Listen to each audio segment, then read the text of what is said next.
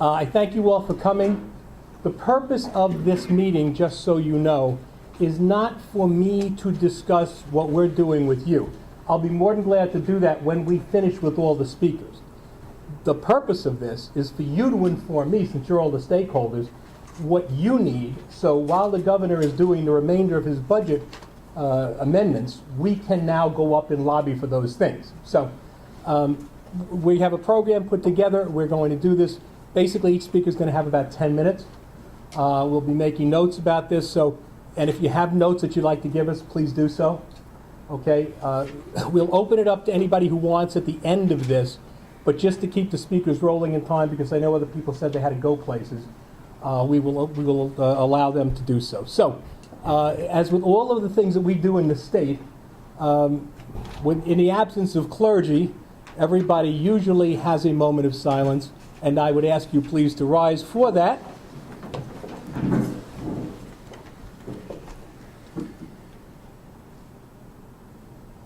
Thank you, and if you would all join me in the Pledge of Allegiance. Pledge allegiance to the flag of the United States of America and to the republic for which it stands, one nation, under God, with liberty and justice for all. Thank you, ladies and gentlemen.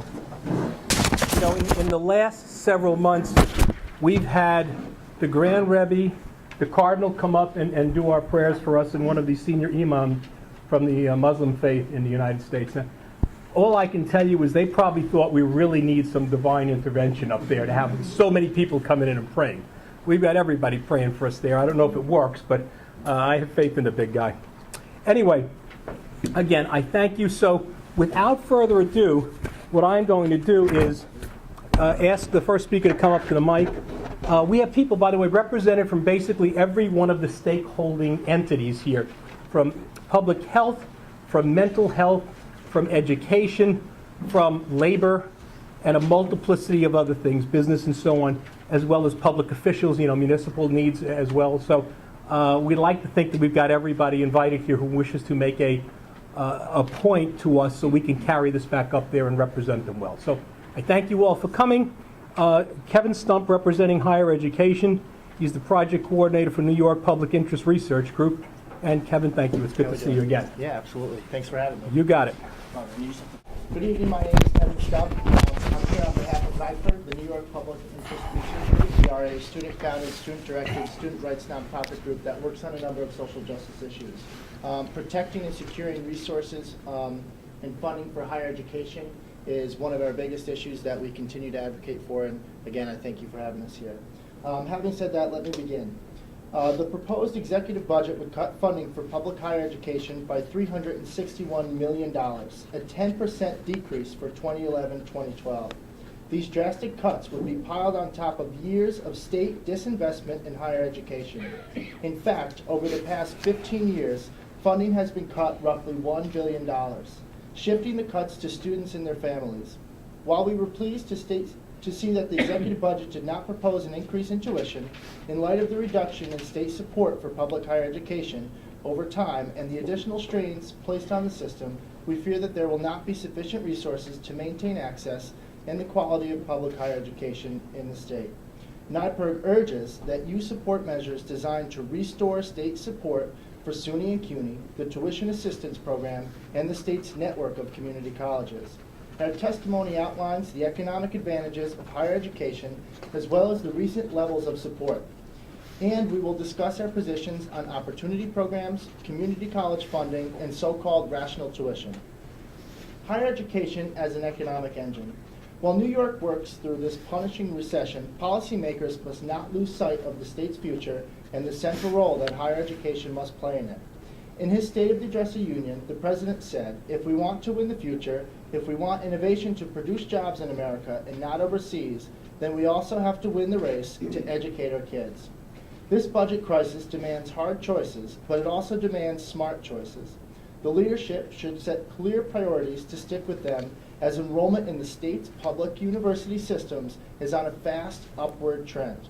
If higher education is the gateway to economic prosperity, New York State is, unfortunately, failing to make it the priority that it needs to be. The positive economic gains start well before students receive their degrees. According to a recent report by the state comptroller, 12 upstate counties rely on colleges and universities for at least 5% of their employment.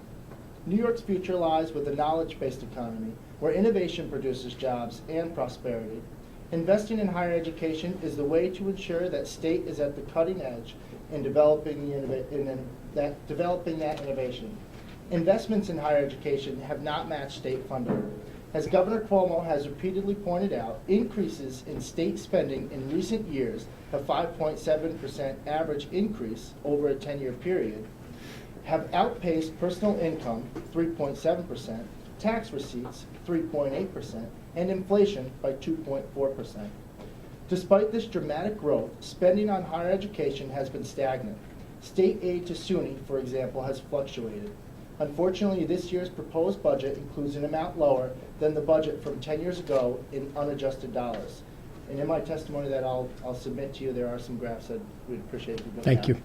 you. Thankfully, the executive budget does not propose to do away with the legislator's control of tuition rates. Some have proposed giving SUNY and CUNY the power to set differing tuition rates by year, campus, major, and uncoupling tuition from the budget allocation process. We are, of course, talking about rational tuition.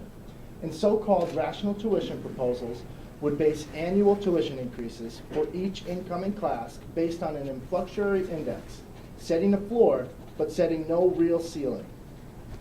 On principle, NYPIRG believes that college should be affordable.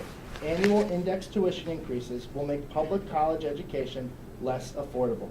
Increasing tuition means students must make up the difference through limited public financial aid and private loans.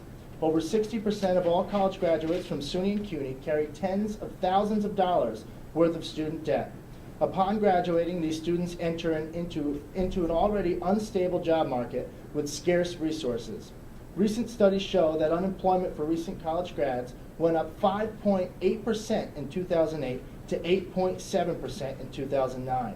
High student loan debt and even low debt, when paired with low earnings, can leave students with unimaginable payments that can jeopardize their basic needs and lead to delinquency and default. Leaving college with burdensome debt also prevents or delays borrowers from taking important steps that have benefits to not only individuals, but to society and the economy as well, such as home ownership. Putting additional stress on students and their families by increasing public college tuition during times of financial hardship will further weaken the capacity of people to handle the state's economic difficulties. Advocates for the so-called rational tuition approach argue that it will ensure the tuition hike money would be used to benefit universities. While we're sympathetic to this goal, we don't agree. Even if the law were changed so that new monies generated by local tuition hikes would be held exclusively for SUNY and CUNY, those new tuition dollars would still be mounted atop a base of state funding, a base that will erode quickly when state budgets get tight because tuition hikes will have become a first option rather than a last resort. Moreover, budgetary promises made today cannot bind future legislators. Simply stated, anything short of a state constitutional commitment would leave room for future state policymakers to increase tuition beyond the promises made today by rational tuition supporters.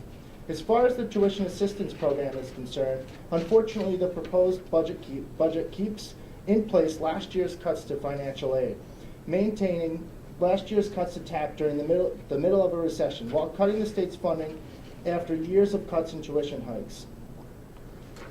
As far as community colleges are concerned, under the governor's budget, funding for SUNY and CUNY colleges would be 10%, $226 less per full-time student.